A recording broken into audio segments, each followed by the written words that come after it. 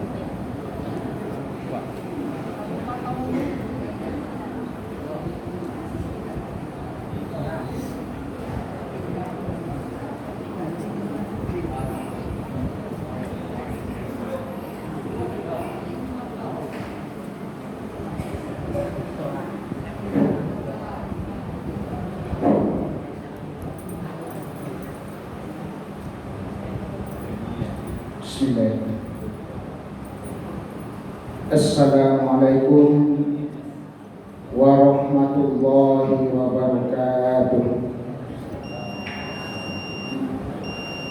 Alhamdulillahillazi anzalal Qur'an hudan linnas wa bayyinatin minal huda wal furqan.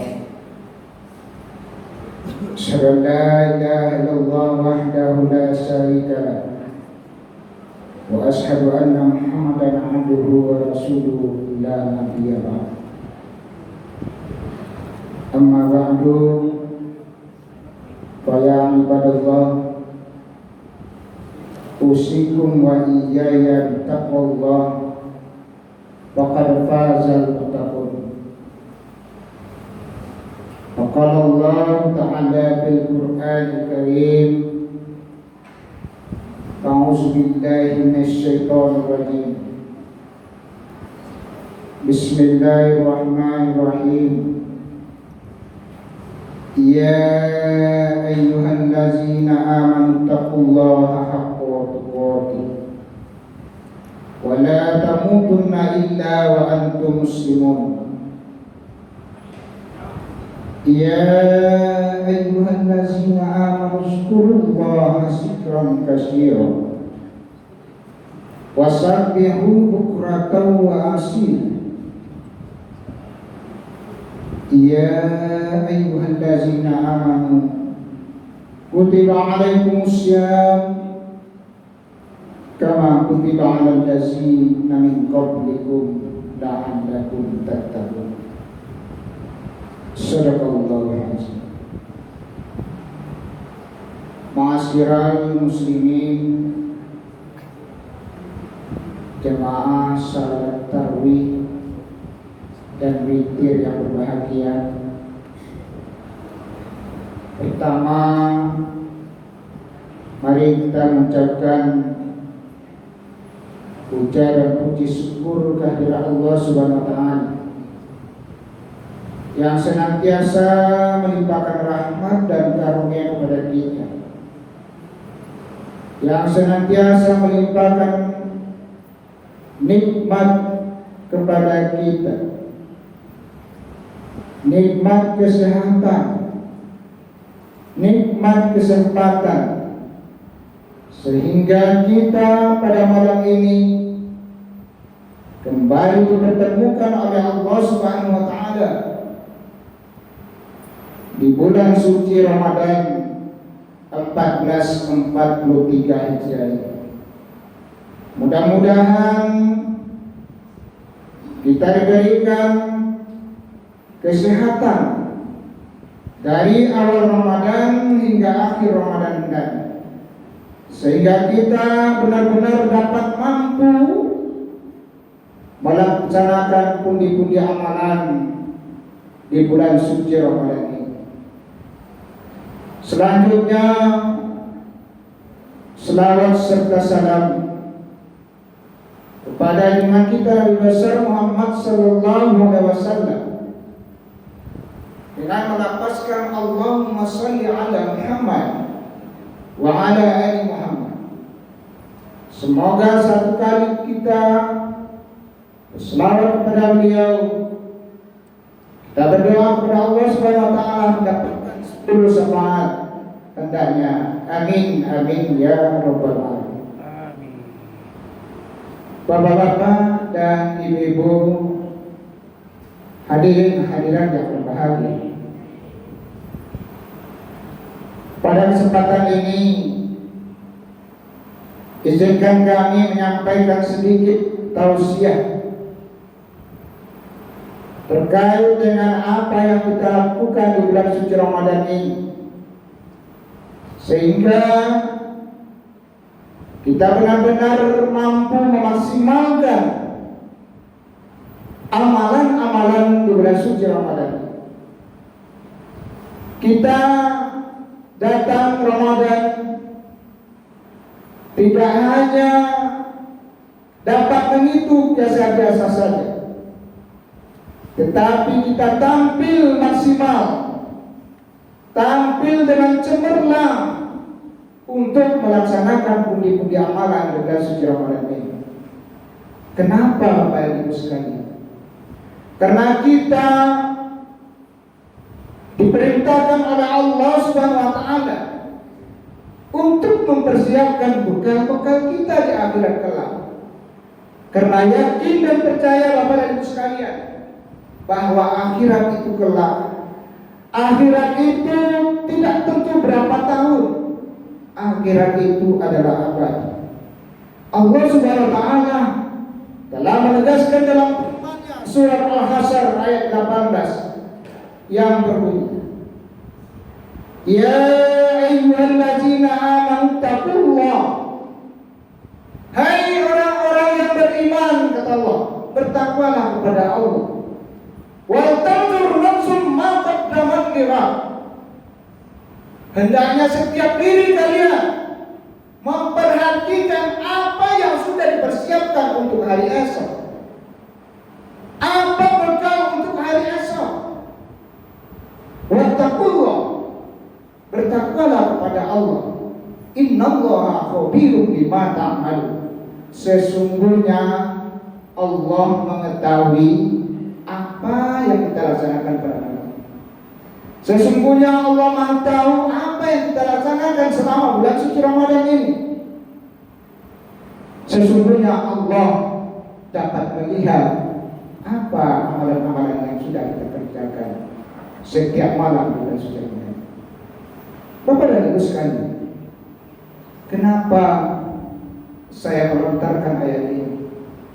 Karena dalam diri dan hati saya sendiri ayat ini sangat berkesan.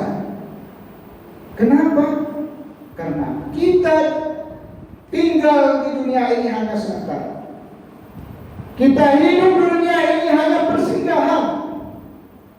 Kita hidup di dunia ini hanya sementara saja. Rasulullah SAW bersabda, jadilah kamu sebagai orang asing yang tengah melakukan perjalanan, maka dunia adalah jalan menuju akhirat. Bapak dan Ibu sekalian, kita paling-paling di dunia ini hidup rata-rata 60-70 tahun. Setelah itu kita akan wafat, kita akan meninggal dan kita akan mati. Maka dalam hal ini, mari kita banyak-banyak menikmati Bapak dan Ibu sekalian. Bapak-bapak dan Ibu sekalian, adapun judul daripada santapan rohani Ramadan kita pada malam ini, yaitunya mendidik anak secara Islam. Nah, jadi pada anak-anak kami yang catat silakan dicatat. Bapak dan Ibu sekalian, di dalam Al-Quran Allah Subhanahu wa taala telah banyak mengajarkan kepada kita bahwa dalam hidup dan kehidupan kita sudah termaktub di dalam Al-Quran. Allah Subhanahu wa taala berfirman dalam Al-Quran surah Al-Baqarah ayat 185 yang Syahrul Ramadan allazi unzila fihi al-Qur'an hudan linnas wa bayyinatin minal huda wal furqan. Di dalam bulan suci Ramadan ini diturunkan permulaan Al-Quran. Untuk apa? Hudan linnas, untuk petunjuk dan pedoman dalam hidup dan kehidupan kita dunia dan akhirat. Bapak dan Ibu sekalian, kemudian Al-Quran itu adalah sebagai furqan, sebagai petunjuk, pedoman dan pembeda antara hak dengan yang batil, pembeda antara yang buruk dengan yang baik, pembeda antara yang dosa dengan pahala. Maka Al-Quran salah satunya rujukan kita untuk hal ibadah. Maka dalam hal ini, salah satu cara mendidik anak di dalam Al-Quran disebutkan bahwa di dalam surat Luqman termaktub ceritakan terkait bagaimana mendidik anak. Surat Luqman ini merupakan surat 31 yang terdiri dari 34 ayat. Surah ini tergolong kepada surah Makkiyah.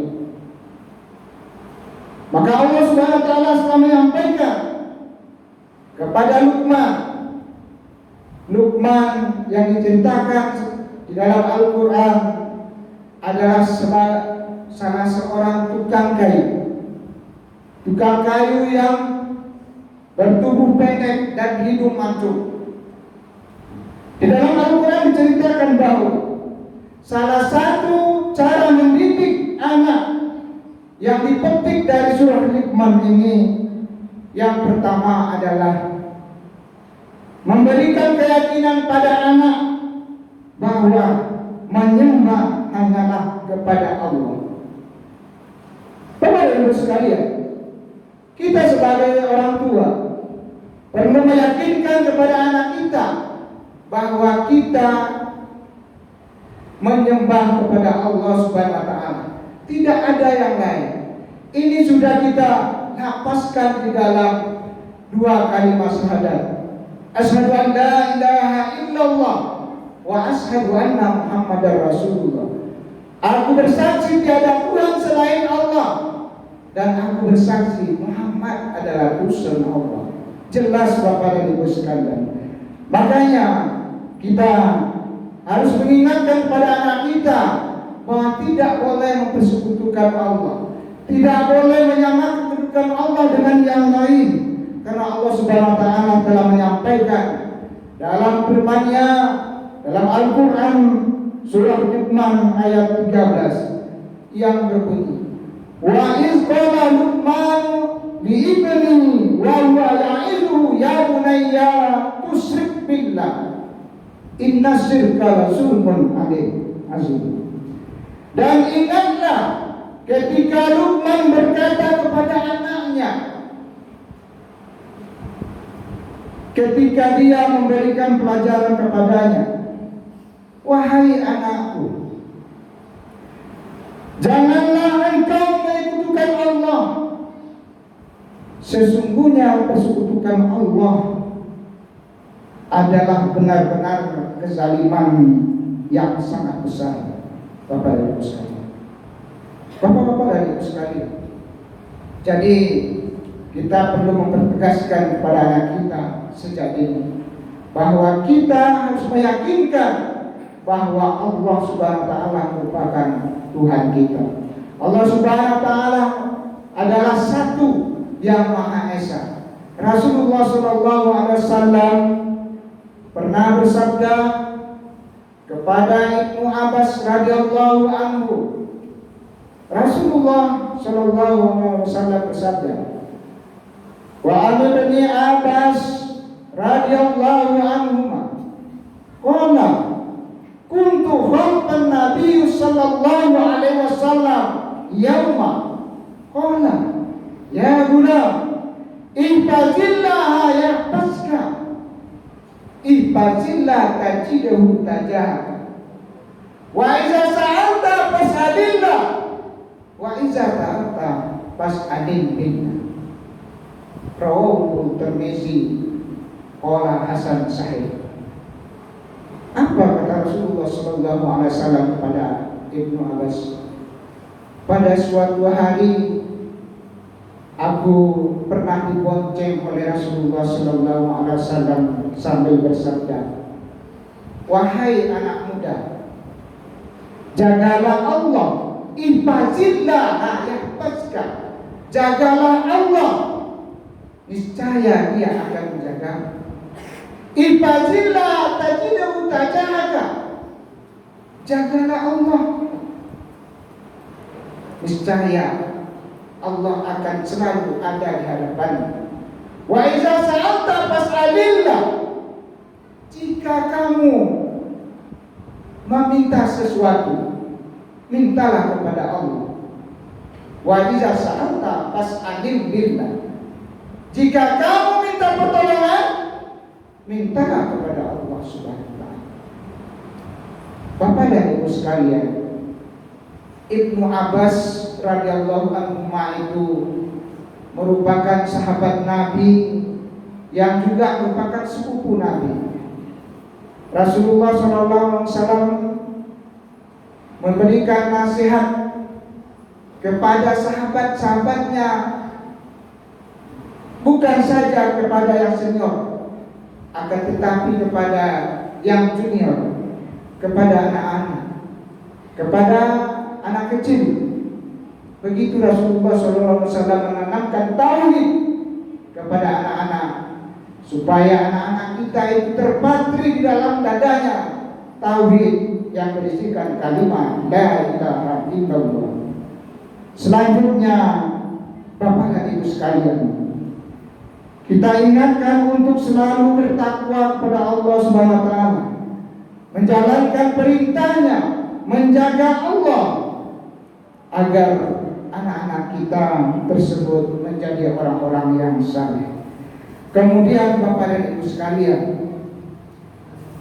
implementasi daripada menjaga Allah itu, yang pertama adalah mendirikan sholat. Mendirikan sholat, mengaji, kemudian bersedekah dan sebagainya. Itu yang pertama Bapak Ibu sekalian. Kemudian yang kedua, cara mendidik anak oleh Luqman Al-Hakim adalah sabar dan salat. Di dalam Al-Quran surah Luqman ayat 17, Allah menyampaikan, "Ya bunayya aqimi shalat wa'mur bil ma'ruf wanha 'anil munkar wasbir 'ala ma asabak." Apa kata Allah Subhanahu wa taala? Wahai anakku, laksanakanlah sholat dan suruhlah manusia berbuat yang ma'ruf dan mencegah dari yang munkar, dan bersabarlah terhadap apa yang menimpamu. Sesungguhnya yang demikian itu termasuk kepada perkara yang penting. Bapak dan Ibu sekalian, kita hendaknya secara dini mengajak anak-anak kita untuk datang ke masjid, untuk sholat, untuk mengerjakan sholat fardu terutama. Jangan nantinya kita mengajak sholat, kita mengajak anak kita ke masjid, lalu kita marahi. Jangan, karena itu merupakan tolak ukur oleh anak kita. Apabila kita memarahinya, kalau dia tidak mau lagi datang ke masjid. Bapak dan Ibu sekalian, Bapak dan Ibu sekalian, Rasulullah SAW juga menegaskan dalam sabdanya bahwa jika kita mengajak anak pada umur 7 tahun untuk ke masjid, kemudian kalau sudah berusia 10 tahun tidak juga mau ke masjid, maka kita diperintahkan untuk memukulnya. Rasulullah SAW bersabda, "Muru auladakum bis-sholati wa hum abna'u sab'i sinin wadribuhum 'alaiha wa hum abna'u wa farraqu bainahum bil madaji. Itu kata Rasulullah SAW. Suruhlah anak kalian sholat ketika berumur 7 tahun. Dan kalau sudah berumur 10 tahun meninggalkan sholat, maka pukullah ia. Dan pisahkanlah tempat tidurnya antara anak laki-laki dan perempuan. Bapak-bapak dan ibu sekalian. Kemudian yang ketiga, kita sesuai dengan ajaran yang diberikan oleh Luqmanul Hakim, bahwa kita mengajarkan anak-anak kita untuk selalu berinteraksi dengan Al-Quran. Berinteraksi dengan Al-Quran itu ada 3, Bapak Ibu sekalian. Yang pertama adalah qiraatul Quran, membaca Al-Quran. Kita yakin bahwa anak-anak kita sekarang kalau soal baca Al-Quran sudah sangat menggembirakan, karena memang dengan mencampurnya rumah-rumah tahfiz yang ada di Kabupaten Banten sini. Kemudian yang kedua adalah tilawatil Quran, membaca Al-Quran dengan memahami apa isi yang tersurat dan tersirat di dalam Al-Quran itu. Jadi bukan hanya sekedar membaca saja, tetapi dengan memahami apa tujuan dan makna daripada isi kandungan Al-Quran itu. Kemudian yang ketiga adalah hafizul Quran, menghafal Al-Quran. Bapak dan Ibu sekalian, kita sering-sering menyampaikan kepada anak-anak kita bahwa banyak-banyaklah anak membaca Al-Quran, banyak-banyaklah menghafal Al-Quran, karena sesungguhnya Al-Quran itu akan kita tagih di akhirat kelak. Kenapa Bapak Ibu sekalian?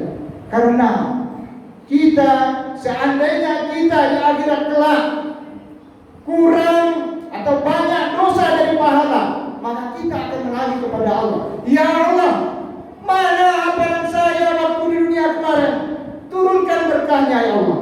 Begitu kata kita, Bapak Ibu sekalian.